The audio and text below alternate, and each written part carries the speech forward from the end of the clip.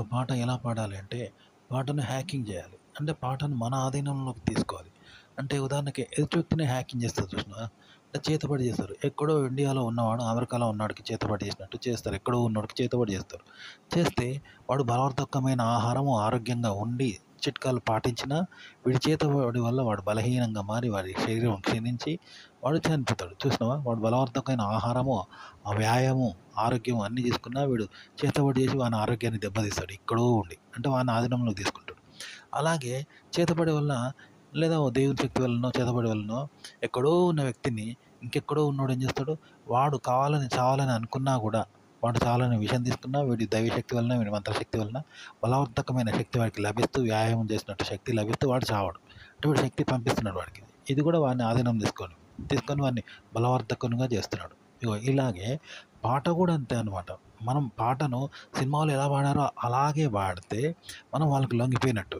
మరి వాళ్ళ పాటను మనం ఆధీనంలోకి తీసుకోవాలి. అంటే ఆ పాటను మన ఆధీనంలోకి తీసుకుంటే ఎలా ఉంటుంది అంటే, మనం పాడడం వల్ల ఆ పాట మంచిగా వస్తుందంట.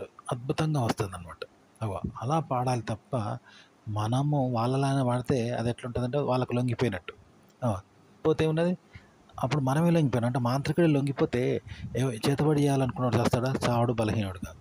ఒక మంత్రగాడు ఏం చేయాలి? ఎదుటి వ్యక్తిని లొంగ తీసుకోవాలి. అంటే పాటను మన ఆధీనంలోకి తీసుకోవాలి. తీసుకొని పాడితే అప్పుడు అద్భుతంగా వస్తదనమాట. పాటను మన ఆధీనంలోకి తీసుకొని పాడడం అంటే, ఉదాహరణకి ఒక పెద్ద వయసు వ్యక్తి ఉన్నాడు. ఆ వ్యక్తిని మన ఆధీనంలోకి తీసుకొని అతని చేత స్వీట్లు, మిఠాయి, అన్నము, ఆకుకూరలు, మటన్ తినిపిస్తున్నాం అనుకో, ఎలా ఉంటుంది? ఆ పెద్ద వ్యక్తి ఏం చేస్తాడు? తనకు తాను తింటాడు. తన చేత్తో మటన్ తింటాడు, స్వీట్లు తింటాడు, మిఠాయి తింటాడు, అన్నం తింటాడు. ఇలా ఉంటాయి.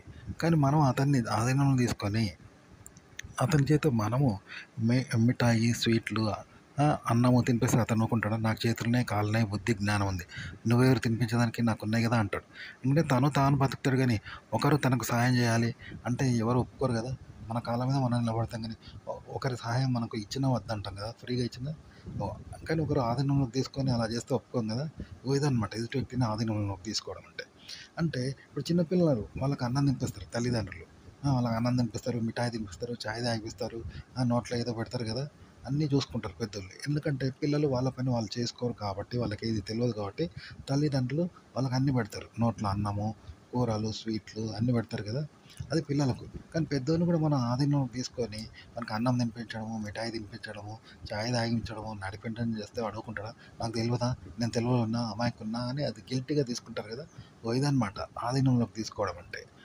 ఇట్లనే పాటను కూడా మన ఆధీనంలోకి తీసుకోవడం అంటే ఇదనమాట. ఒక పెద్దోడిని మనం ఆధీనంలోకి తీసుకొని వాడి చేత వాడు చేసుకునే పనులు మనం చేపిస్తే ఎలా ఉంటుందో అలా అన్నట్టు. పాటను మనం పాడాలి తప్ప వాళ్ళు పాడినట్టు పాడొద్దు.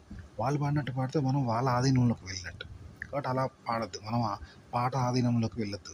మన ఆధీనంలోకి పాట తీసుకొని మనం పాడాలి ఆ పాటను. మనంగా ఆ పాటను పాడాలి. అదే పాటను మనముగా పాడాలి.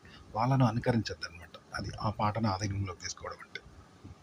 అలాగే పాటను సొంతగా పాడాలి. ఉదాహరణకి మనం మన ఊరిని పొద్దంతా కళ్ళతో చూస్తాం కాబట్టి ఎవరైనా వెళ్తారు, ఊరంతా తిరుగుతారు.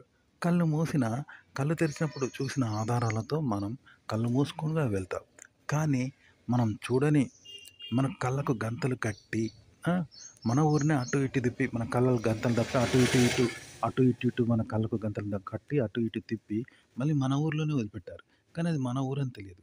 అప్పుడు మనం కళ్ళకు గంతలు కట్టిన తర్వాత ఎలా వెళ్తాం? మన ఊర్లో మనం వెళ్తామా? వెళ్ళలేము. ఎందుకంటే కళ్ళు తెరిచినప్పుడు వెళ్తాము. కళ్ళు తెరిచిన జ్ఞాపకాలను దృష్టిలో పెట్టుకొని దాని ఆనవాళ్ళు ఆధారంగా వెళ్తాం గానీ, మన ఊర్లోనే మనం కళ్ళకు గంతలు కట్టి మనకు తెలియకుండా అటు ఇటు తిప్పి మన ఊర్లోనే వదిలిపెడితే అది ఏ ఊరో ఎక్కడో తెలియక మనకు కళ్ళకు గంతలు కట్టినప్పుడు ఆనవాళ్ళు చూసుకొని కూడా వెళ్ళలేం గదా!